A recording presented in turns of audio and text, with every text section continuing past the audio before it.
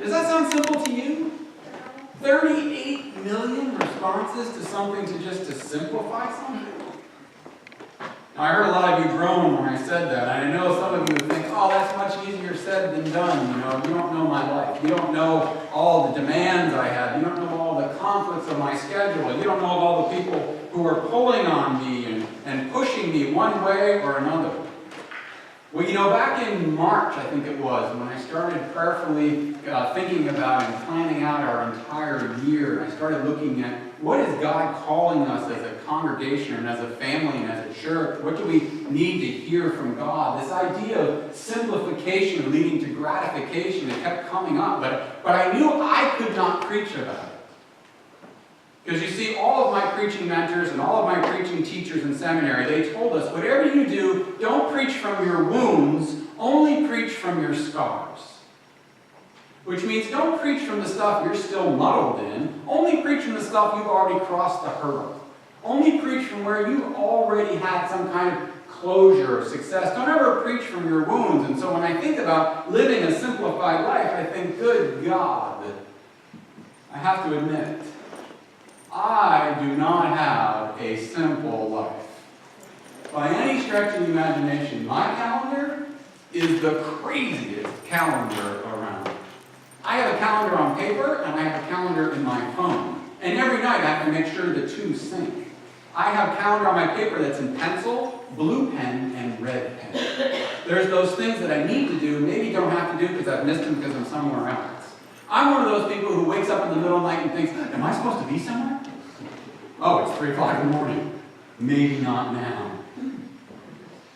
But then God revealed to me, and He said to me, we need to talk about simplification leading to gratification, and we're going to lead through our own pain and discomfort. And together as a family, we're going to walk through this series, and together we're going to grow as disciples. We're going to grow in our journey. And so I've been heavy in prayer that you will lead me with some grace, because I don't have all the answers. You and I are walking through this together. We're walking through life together. Because I've noticed that in my life, the more and more things I have, the more and more time they take from me. Did you ever notice that? Like the more things you have in your garage, the more attention they need. And pretty soon you're just shuffling all of your stuff around that needs attention. Did you ever notice that the more things you have in your closet, the more times you're running to the dry cleaners and doing laundry? Did you ever notice that the more friends you have, the more attention they need, and the more dates you have to remember, and the more things you have to keep track of, and you have to make sure everybody's okay, and that they're good with you, and you're good with them, and all of a sudden it's taking a lot of time? Do you notice the more money that you have, the more time you spend worrying about your money? The more jobs you have, the less time you have to do other things, and now you're trying to keep track of your schedules and going to and from, and how you're going to get here and there. The more people, the more jobs, the more stuff we have, it all complicates our life. And it gets more complicated and more complicated. And then the next thing you know, we're not only checking out the closets in our houses, and we're not only checking out the garages that are attached to them, we have to go to our storage units and make sure that stuff is okay as well.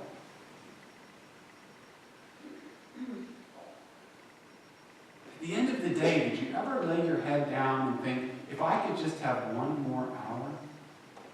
Did that ever occur to you? Did you ever ask for one more hour just to get more stuff done?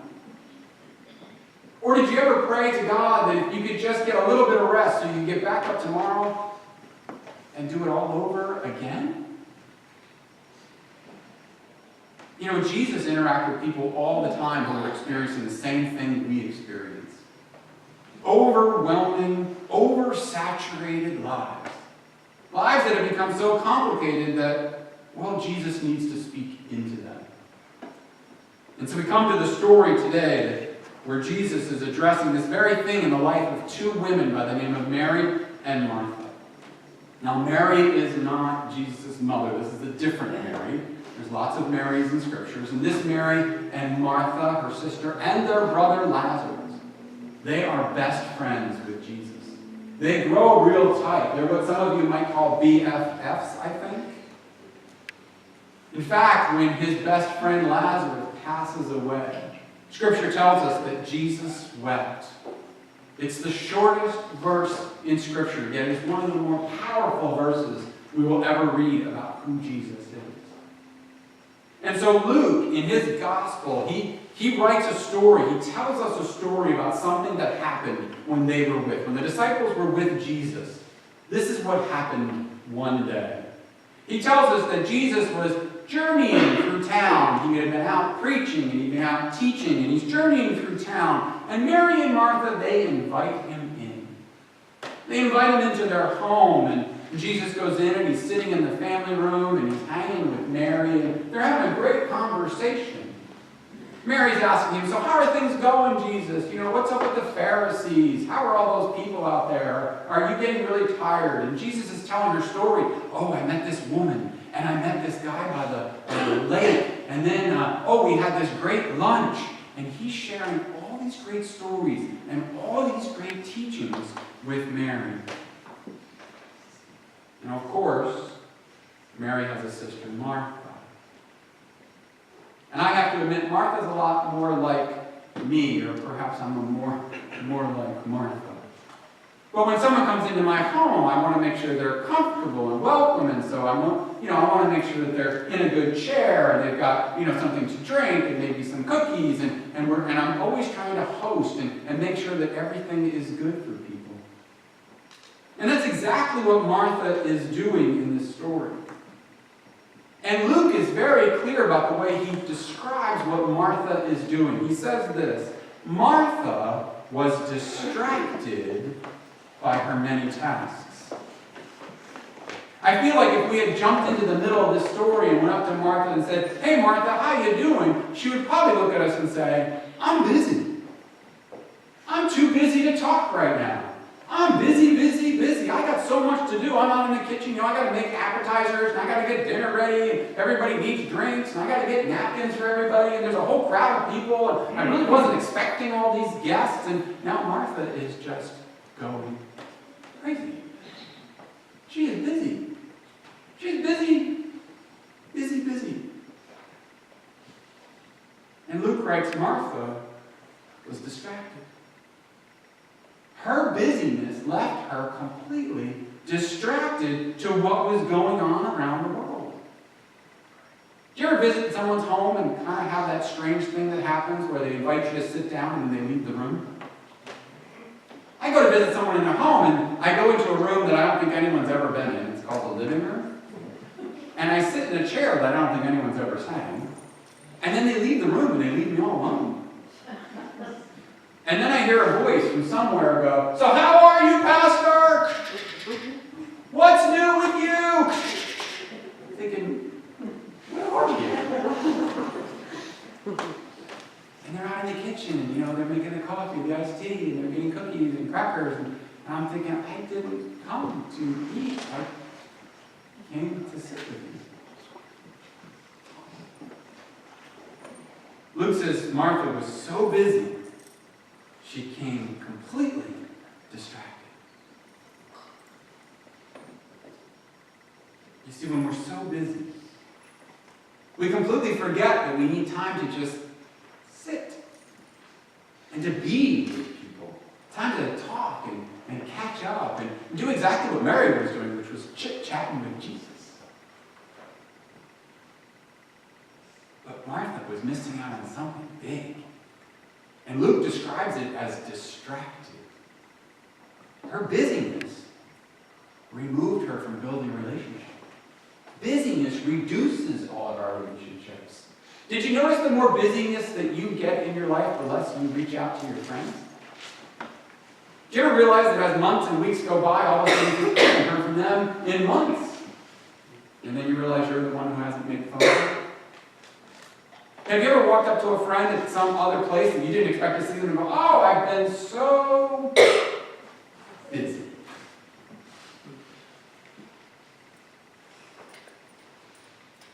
Let's look what happens to Martha. Martha, she finally comes into the family room where everybody's hanging, and she looks at Jesus, and she speaks. Now, I don't know if this has ever happened to you, but did you ever have a moment in your life where you spoke words and then your ears heard them, and then your brain said to you, what were you thinking? Why did you say that? Why didn't you ask me before you spoke? It's exactly what happens to Martha. She walks into that family room and she's been running back and forth. She's been cleaning. She's been putting out the napkins. She's got the appetizers in the oven. I mean, she is hostess of the mostest, and she's booking. And she walks in there, and who's sitting doing nothing? Her sister Mary. Oh, that Mary. She's lazy. She should be doing what? Helping me in the kitchen. You ought to just want to smack Mary, don't you? There she is, not doing anything. So Martha walks in. She's been in and out of that family room. Mary hasn't known. She's walking around. She's got it all. She's ready to just have it out. She doesn't speak to Mary. She speaks right to Jesus. And she says, don't you care? And I am sure, right then her brain went, what are you thinking? That's Jesus. He's the Holy Comforter. He's the Holy Spirit. He's our Messiah. He's our Savior. He has made blind people see. He makes lame people walk. And you just asked him, don't you care? Martha did not listen to her brain. Her anger and her bitterness, because she was so busy, had her so worked up that she couldn't even stop. And she says, don't you care that my sister is in here with you and not out in the kitchen with me doing all the work? You need to tell her to come with me and work in the kitchen. It's a good thing that you and I never build up any kind of anger or bitterness. But when we get so busy, and we look around at some people around us who aren't as busy, what do we think? Oh, I want to be like that. Or do we think, how come they're not pulling their own weight? You know, you're at work and you're really busy, and you look over at the cubicle next to you and the guy's playing solitaire on the computer screen. Do we think, I want to be like that? Or do we think, hey, big arrow, he ain't doing nothing. Somebody should come here and tell him he needs to work as hard as I am and be as busy as I am. He should get up here and do what I'm doing. And the more nobody speaks to that person, the more angry we get, and the more bitter we get, and the more resentful we get. And that's where Martha is. I mean, she is now just absolutely fuming. She goes to Jesus and she says, don't you care?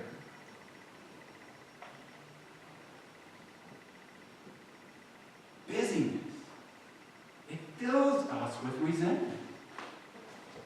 It fills us with anger and bitterness that other people aren't as busy as we are.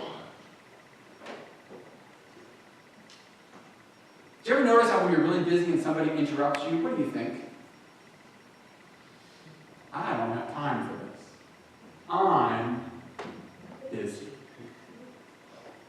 It doesn't matter what the interruption is. We don't even know why they're interrupting us. And then when they do it 2 and 3 times, we become more angry and bitter. I don't know about you, but who likes this? Mom, mom, mom, mom, mom, mom, mom. Do we swell with love? Does that fill us with joy? That usually leads to a what? I'm busy. Martha's so busy.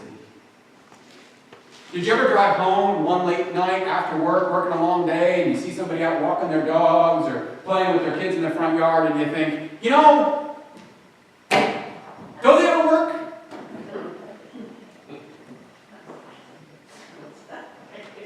Martha, she's just working it. She's working it, and she's ready to take Mary down.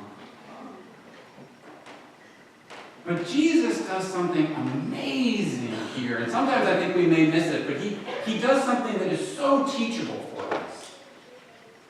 He doesn't scold Martha. The very first thing he does is he comforts her. He comforts her. He knows Martha didn't intend to get into that anger and bitterness and resentment, but she got there. And it's like he reaches out his arm and his hand to her and he says, Martha, Martha, Martha, come. Martha, come. Let me talk with you. Come and sit with me for just a moment. He reaches out to her and he comforts her. But then he does something that I think is truly filled with love. He calls her out on it. He says, Martha, you're so busy, you've become distracted. This is where I would love this vision for our church family. I would love a church family that if I became filled with anger and bitterness and resentment because I am too busy, that someone would reach out and love me. That someone would reach out to me and say, Tom, you're starting to become distracted. Come and sit with me. I think what our response usually is what? Oh, he's up. Right? When someone comes at us with anger and bitterness and resentment, how do we respond? But Jesus is telling us, no, let's reach out in comfort and then let's gently call it out so they can recognize what's happening. He says to Martha, Martha, Martha, come, sit, talk with me, spend a minute. You've become completely distracted. You know, I recently went on vacation for a few days. It was 8 days straight. The longest vacation I've had. I can't tell you that. And before I left on vacation, I was so burnt. I was wired tight. I was so spent. When I started packing that afternoon to get on the airplane, I really said to myself, all I need is my ID and a credit card. I don't even want my luggage. I was so ready to get on that plane. I was so spent in all the stuff that I was doing. Before I went away, my son said to me, I don't know how you work 7 days a week. And I actually said back to him, I don't work 7 days a week. And then my brain heard the thing and went, are you nuts? Look at your calendar. And so I did. I had 2 days off planned for the month of November. 2. What was I thinking? What was I thinking? When I got to vacation, the first 3 days were like heaven because I thought, I am never going back. I had planned nothing for 8 straight days, and literally I did nothing for 8 straight days. And the first part of my vacation, I said, there is no way I'm ever going back. This is too good. But then Jesus said to me, your busyness has made you distracted. Come, talk with me. Let's sit with me. And so I was able to do that over vacation. I was able to hear him to keep saying into my ears that you are spent and your calendar looks like crazy. We're not doing this well, he said. My schedule was so oversaturated and overwhelmed that I literally had something on my calendar 14 hours a day, every 90 minutes or 120 minutes. And I looked at my calendar on vacation and I said, there is no way this can continue. It can't happen. I was so overscheduled when I got on that plane that I knew my personal life had been deeply affected. I knew that my marriage was feeling it. I knew I had even lost a friendship over my calendar. And that could not happen. And I read the scripture, and it gave me great, great grace to hear Jesus say to Martha, Martha, Martha, you're so busy, you've become distracted. And then he says, but there is only one thing that is needed. And I thought, yes, one thing, I can do this. One thing is all I need. I mean, I Googled the entire search about how to simplify my life, and that was 38 million responses. And Jesus says, no, no, no, Martha. No, no, no, Tom. There's only one thing that you need. But then I don't know about you, but if you ever go to the movies and you're getting really into the plot, and there's a lot happening, and there's a lot of storylines happening, and all of a sudden the movie starts. You ever been to one of those movies? Yes. Like there's no end? And you have all these questions. Well, what happened to her? What happened to him? Did they ever get together? Did he heal? What's going on? I hate that. And now here I am in this story of Luke, and Luke gets to this part, and he says to Mary, or to Martha, he says, Martha, Martha, you're so distracted. There is only one thing you need. The end. That's where Luke stops with the story. So I turn to the next chapter, because obviously Luke's going to tell us what that is. And I turn the page, and there's nothing there. It starts with another story. So then I go back. I'm in chapter 4, so now I go back to chapter 3, and I'm like, there's got to be something there. There's nothing there either. There's no mention of Jesus having a conversation with Martha. I'm like, what in the world is Luke trying to do to us? What is the one thing? It's one thing. How simple could this be? Just tell me what it is. Can you hear my heart starting to release? This was me searching for that one thing to simplify my schedule. There's got to be just one thing. I mean, come on, this is Jesus. This is Jesus who took the commandments that came down from Moses. You know, there were 612 commandments. Did you know that? We narrowed them down to 10. Because he figured, oh, you can remember 10. You all know the 10, right? Then they came along to Jesus and they said, oh, we've got a trick for you. So there's 10. Which one's the more important? And Jesus says, how many are important? 2. Do you know what the 2 are? Love God and love your neighbor. He really simplified this for us. I'm like, okay, so I got the 2, but now you're telling me there's only 1. What's the 1? You know, here's the thing about listening to Jesus. We need to be always listening to Jesus. We need to be constantly in His Word. Not just one day out of the week, 4 times a month. Because there's lots of great lessons and learnings that come as we build a relationship with Jesus by hearing His Word and studying His Word. And if we're looking to wisdom, we can go to the book of Proverbs. King Solomon had prayed to God and asked for wisdom, and God gave him. And so he wrote a whole book about all these great wisdom things. And in the 4th chapter, he wrote this. He wrote, dear friends, listen well to my words. Tune your ears to my voice. Keep my message plain view at all times. Concentrate. Learn it by heart. And those who discover my words will live. Really live. Body and soul. They will be bursting with good health. What's the one thing that we need? The Word of God. What is the one thing we need? Is to listen to the Word of God. What is the one thing that Martha needed to be doing? Was the same thing Mary was doing. Listening to Jesus. Learning from Jesus. Martha had the opportunity to sit there and listen it right from the horse's mouth, as they say. And her busyness distracted her from that. Her busyness took her away from that. And when she became distant from that, she then became angry and bitter. And Jesus said, see,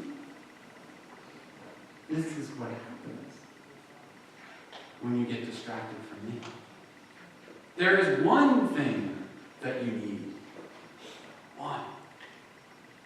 And that's the words of God. I don't know, when you take a look at your calendar like I did, when I look down at those pages and I ask myself, is this working for me? Is this the one thing? Is that what Jesus wants for you? Do we want our children so scheduled that they have no time for Jesus?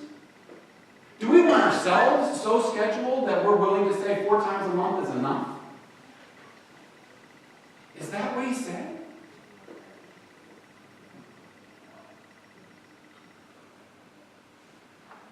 When I have a crazy week, I find myself not eating well. I don't know about you. But I'll find myself eating fast food because I'm on the run from one appointment to another. The Wawa Daily Special. I love Wawa. It's good. There was a rainbow. There was a rainbow. Fast food drive-thru. I don't even have to get out of the car, so I can save some time. I don't have to go wait in line.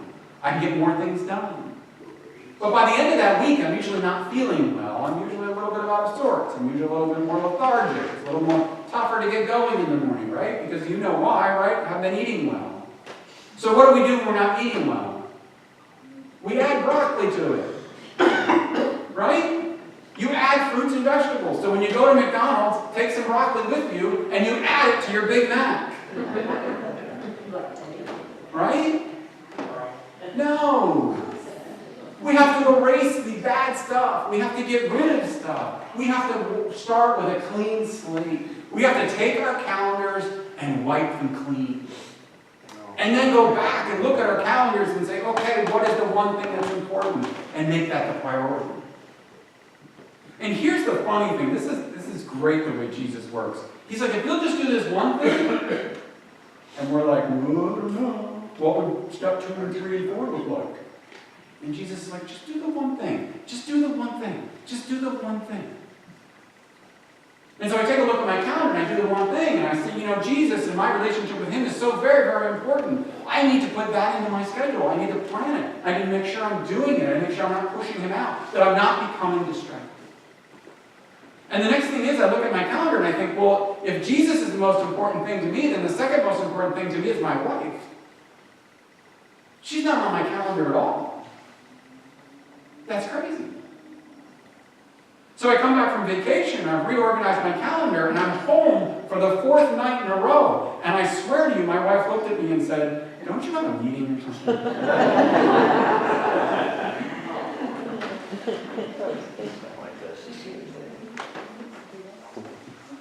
If we do the one thing, the rest starts to flow.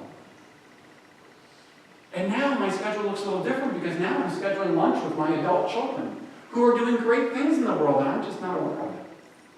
And I want to hear from them and talk to them and encourage them and support them and love them. And I can't do that if I'm at a meeting somewhere else.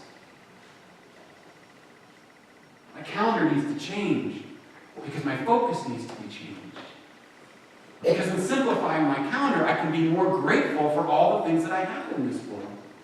I can be grateful to Jesus and God for giving me a beautiful life, and grateful to them for giving me a beautiful wife, and grateful to them for giving me beautiful children, and beautiful friends, and close colleagues, and all the great things that he has given us in our life. But if I'm too busy, I am distracted.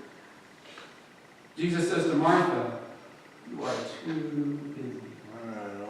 But there is this one thing I want you to do. Be in my word. Listen to me. And build a relationship with me. Busyness, it reduces our relationships. It increases our anger and our bitterness and our resentment. And just by doing one thing, we simplify our schedules. Don't add more stuff to your schedule. Don't go home and say, oh, Pastor Tom says I now have to add this to my schedule. I have to add Bible reading. I have to add prayer. Don't do that. Go home and wipe the slate clean and see what happens. It all fits. And the result is joy. Martha, Back 9. you've become so distracted. 2600. There's only one thing